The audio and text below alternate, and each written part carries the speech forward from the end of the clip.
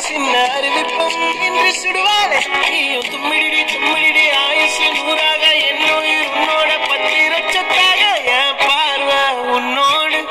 உன் பொம்மை கண்ணோடு பேசாமல் விண்ணோடு நான்